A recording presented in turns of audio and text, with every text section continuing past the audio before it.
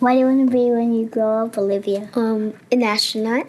I want to be a fashion designer. A basketball player. I want to be an actor. A doctor. A teacher. A chef. An artist. What do you want to be when you grow up? A mermaid.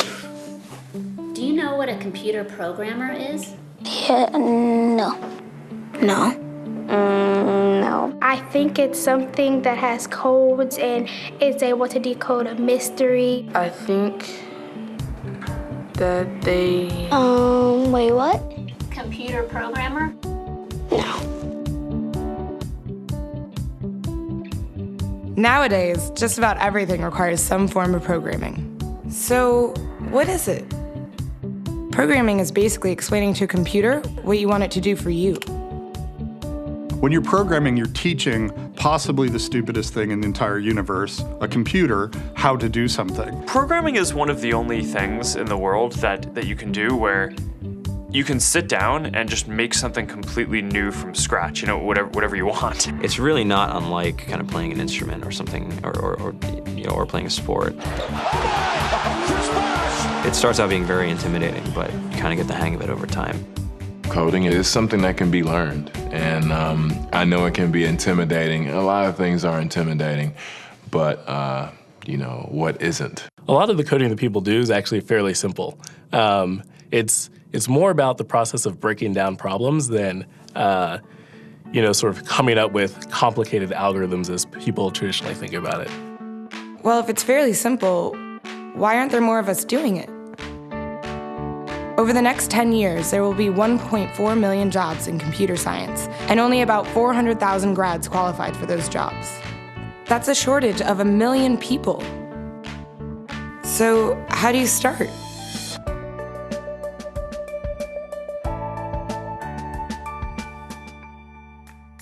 I was obsessed with maps when I was a kid, and cities specifically.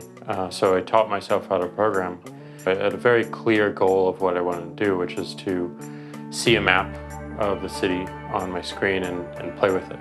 Put things on the map, move things around the map. See what was happening in the city, how it worked, how it lived, how it breathed. The best early thing was actually using software to decide when the classes in my school would meet, and that put me in a position to decide which girls were in my class. The first program I wrote asked things like, what's your favorite color? Or how old are you? I first learned how to make a green circle and a red square appear on the screen. The first time I actually had something come up and say, hello world, and I made a computer do that. It was just astonishing. When I finally learned a little bit of programming, that blank wall resolved into a bunch of doors, and you open them, and finally you start to open enough doors that the light comes in. And to me, a finished program is like a structure filled with light. All the corners are illuminated. You understand the structure of it. It's a really serene feeling to have completed that.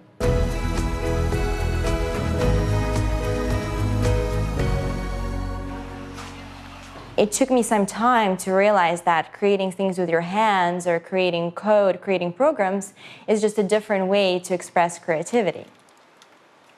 I think right now there's a big emergence of the culture of making.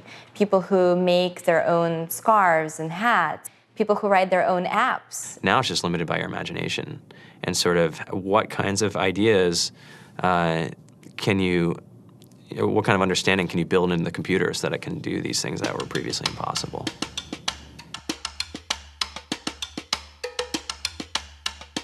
All great things are built in teams when you collaborate with other smart people. You're testing your ideas, you're stimulating each other. That's what makes us successful. It's not some flash of brilliance by somebody who then codes 24 hours a day for 3 weeks. It's what happened. The magic happens when we're all on the same page, collaborating and building something together. There's a much greater need in the world for engineers and people who can write code than there will ever be supply.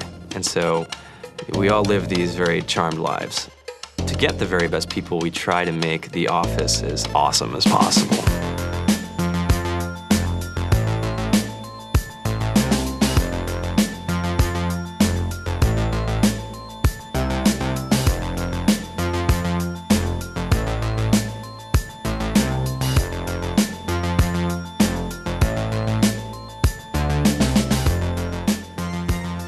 We have a fantastic chef, Free food, breakfast, lunch, and dinner.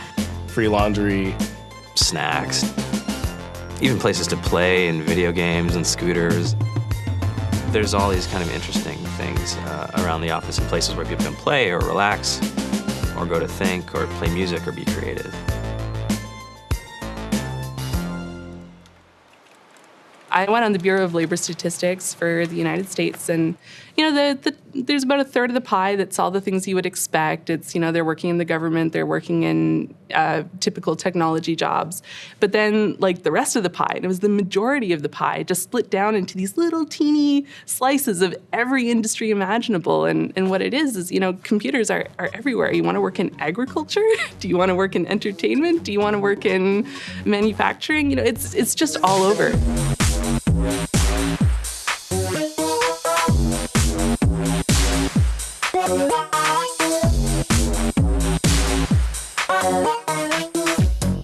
Here we are, 2013. We all depend on technology to communicate, to bank, information, and none of us know how to read and write code. So you guys, what else? Who else has an idea of what we can change with our programming? What else can we do? Tiffany? What I saw my students take away from using Scratch and programming in our classroom is that they were willing to push through problems. It really builds critical thinking, it builds problem solving, and it's something that they can then apply to math in the classroom or their reading skills. We integrated science with this programming, and I saw my scores go up 30%. When I was in school, I was in this after-school group called the Whiz Kids. And when people found out, they laughed at me and, all these things. And I'm like, man, I don't care. I think it's cool. And, I'm learning a lot. And some of my friends have jobs. It's important for these kids. It should be mandatory to be a citizen on this planet, to read and write code. I just think you have to start small, right? And I think that's one of the biggest misconceptions about computer science and programming overall is that you have to learn this big body of information before you can do anything. You don't have to be a genius to know how to code. You need to be determined. Addition, subtraction, that's about it. You should probably know your multiplication tables. You don't have to be a genius to code. Do you have to be a genius to read? Do you have to be a genius to do math? No? No?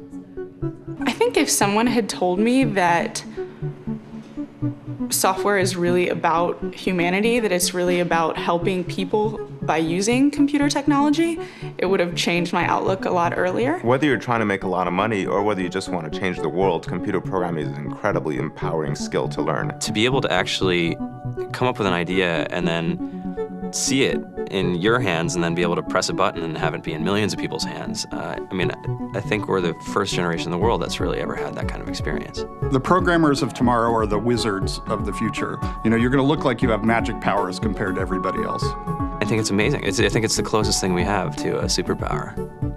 Great coders are today's rock stars. That's it.